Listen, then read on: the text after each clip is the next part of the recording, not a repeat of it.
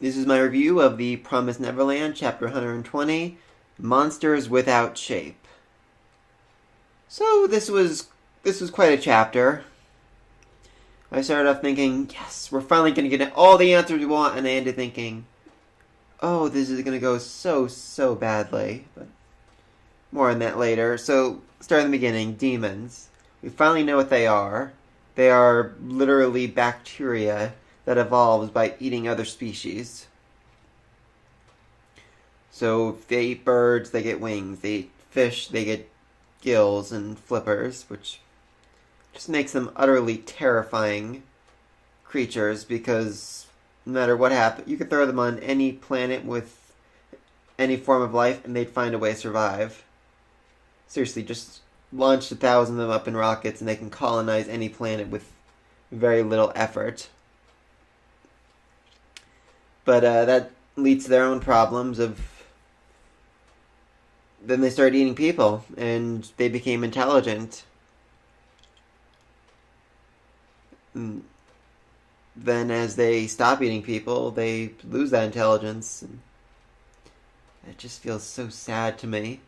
Like, I imagine, like, this sweet, kind demon, well, kind after he ate a kind person, who's like, yes, I like people, I want to get along with people, I want them to be friends with me, and then just having his mind slowly start to fade away before he finally just loses complete control, turns back to a monster, kills all his new friends, and comes to and is like, oh, damn, think Tokyo Ghoul, forced to eat to survive.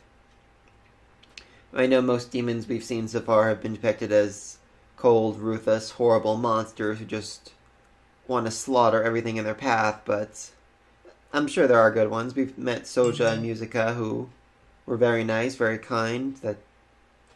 That raises another question, though. According to Norman, if they don't eat a person within 6 months, give or take, eventually they will lose control and become wild, but Soja said his religion means he doesn't eat humans. Not just him, he has a whole religious cult or whatever you want to call it.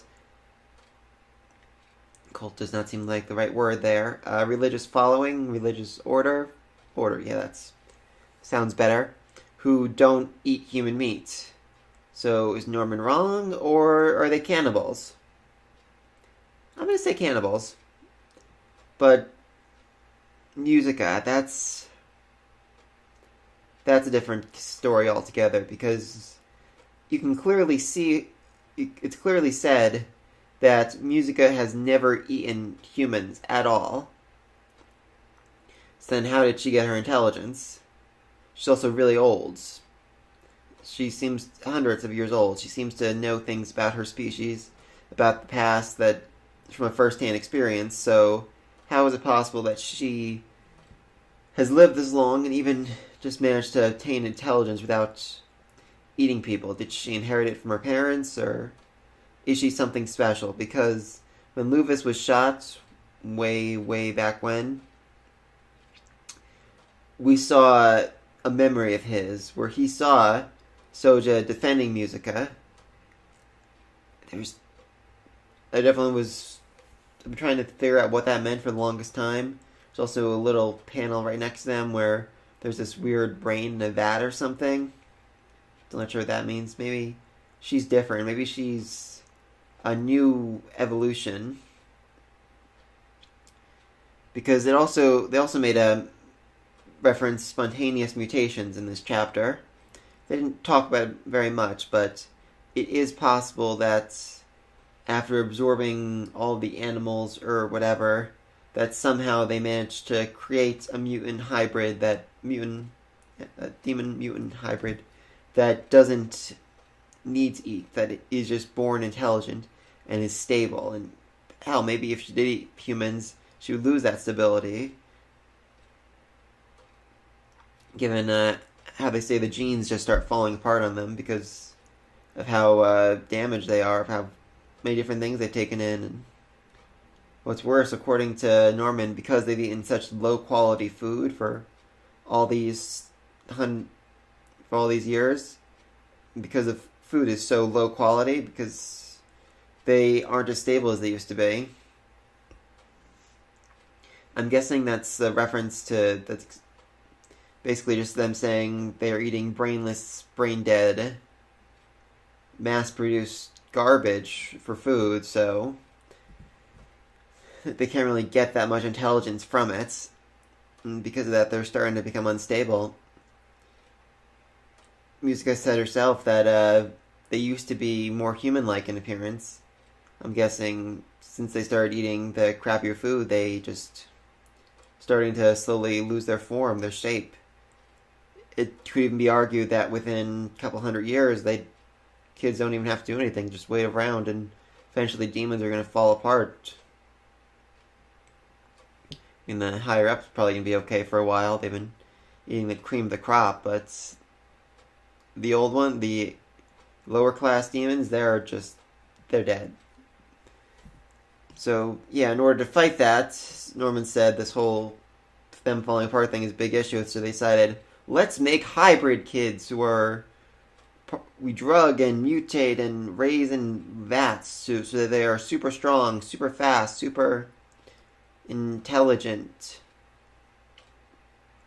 which is actually terrifying in so many ways, because Norman's thinking, yeah, we'll use these super strong kids, these irregulars as he calls them, not a bad name, to take on the demons, but if the demons eat the irregulars, that's not going to go over well. The demons will become even stronger, even faster, even more intelligent.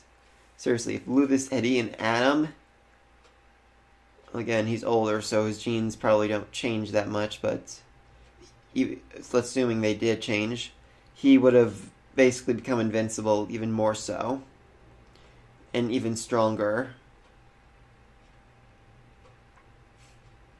It really makes a lot more sense why they'd send Adam. I saw a lot of people commenting early on that, oh, Adam was sent there because Adam wasn't sent there, he escaped. Oh, he was a failed prototype. Oh, this, oh, that. No, he was sent there to test him.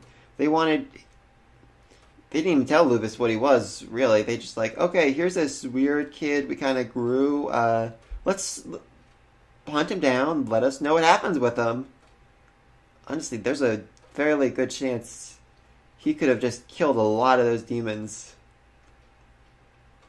I don't think they would have minded too much. They enjoy the hunt. But yeah, moving back though, we definitely saw that the demons that they were the hunting demons were definitely more humanish than their lesser counterparts.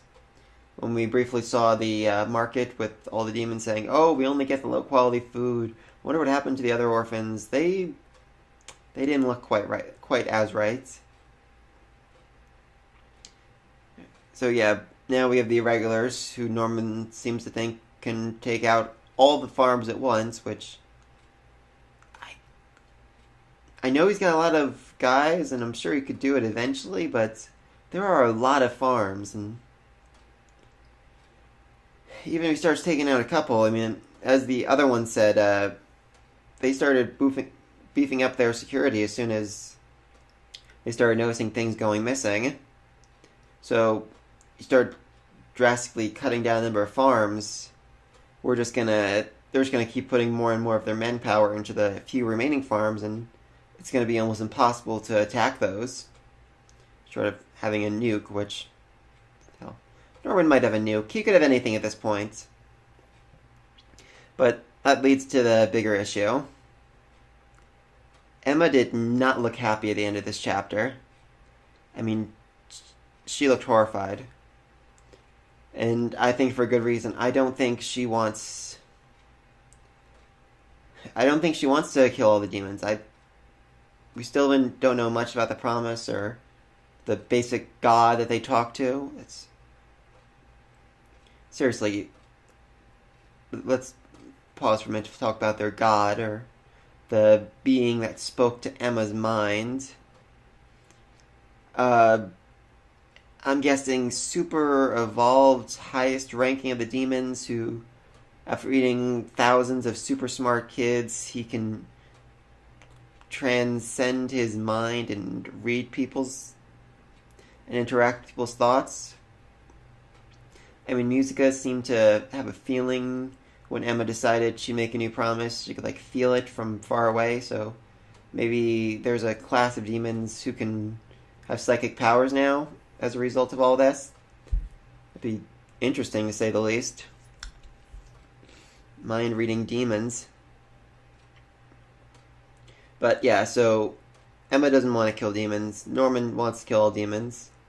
I'm thinking next chapter we're going to find out the truth about this new promise they're planning on making, how they're going to make it and all that.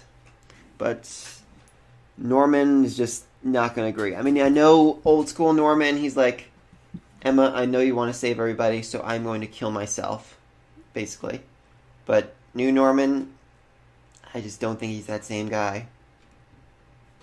I mean, for one thing, he sent a message to them saying, come find me, I'm over here. And then he sent some scouts out to look for them, but he didn't go himself. He didn't send the most of his manpower. He didn't... Even the guys he sent were... Yes, they were regulars, but they just weren't that great. I mean, they basically fell apart, even with their super abilities. They fell apart as soon as the demons surrounded them. They were... Norman didn't go himself. He didn't send his best men. He could have done more to make sure his family, the people he was willing to die for, were okay, and he didn't do it. And that's concerning to me. That's very concerning. I don't think he's going to listen to Emma at this point. I think she's going to have to end up going against him. Her and Ray and whoever else are going to join them are going to flee to go make the new promise before Norman initiates the Promised Neverland, the plan, the obliteration, whatever insane thing he's planning on doing to overthrow all the demons by killing all the farms. Norman and Emma are going to go two separate paths here, and Emma's main character, so I'm going to assume her path is going to win, but I have a feeling this won't end well for Norman. I think he has too much hatred for the demons right now. Where Emma and Ray, they were saved by Musica and Sonja, so they know, yes, there are good demons. They traveled the whole... That's a whole nother thing. They spent like a year traveling among the demon villages and everything, trying to find the locations and all that. They interacted with demons a lot. They saw good demons. They saw... I'm sure bad demons, but they saw the demon culture. They saw happy families of demons, and I should stop calling them demons. Seriously, what do they call themselves? How do we still not know what they call themselves? I have a theory that they're called actually elves. That was going to be the big thing. Oh no, we're elves. We were once beautiful, but because of you humans poisoning us, we got bad, and obviously wrong, but that was my theory. Like, they were originally the Fae, the super beautiful folk. But yeah, so now... That's another thing, though. Once, if they do start destroying these farms, then demons might just end up killing each other. You know, the lower class might rebel, try to kill the upper class, be like, we want your human meat! But it wouldn't be quite that easy, because unlike traditional government, isn't just that the rich have the power to hold better guns. They literally have the power to eat better meat, which makes them stronger, faster, and smarter. It's such an unbalanced system. Wow. So, yeah, that could lead to a whole different ball game, just nobles and versus poor. And then we just have the promise. I really don't know what Emma's going to end up doing. Or what she's going to promise them. Because demons need to eat something. Short of, I mean, like I theorized earlier, there might be a new species of demons that don't need to eat meat, human meats, and can make do. But I'm not really sure how a new promise would affect those, you know? I mean, it was easier when I thought, oh, there was magic involved. They're going to make a new deal, and he's going to wave his magic wand, and suddenly demons will be better and not as hungry, but even if demons suddenly didn't have to eat human meat, which, again, very unlikely, they love to hunt human meat. Sonja, he doesn't eat for religious reasons, but he was literally drooling at the thought of going out and killing a bunch of humans, hunting them, fighting them. Luvis, he missed the old days of battle. I mean, he didn't have to worry about food whatsoever, but he wanted to go out. He wanted to fight. He wanted to die hunting. That was the whole reason he did all of it. He made a freaking... I didn't make it, but he filled an entire freaking playground with children just so he could hunt them, just because he wanted to hunt, just because he wanted to feel that way again. Even when the children weren't great hunters, weren't great at being hunted, they died almost immediately all the time. He still kept going in again and again and again, hoping that someday he'd find a gifted child who could give him a true hunt, who could really test him. He did, and he was happy with that. He died happy because he got that hunt. He got to experience that combat he missed from all those years ago. Demons... You could argue that the demons hunt because originally the humans they ate were hunters. And that's the part that's still most ingrained in them.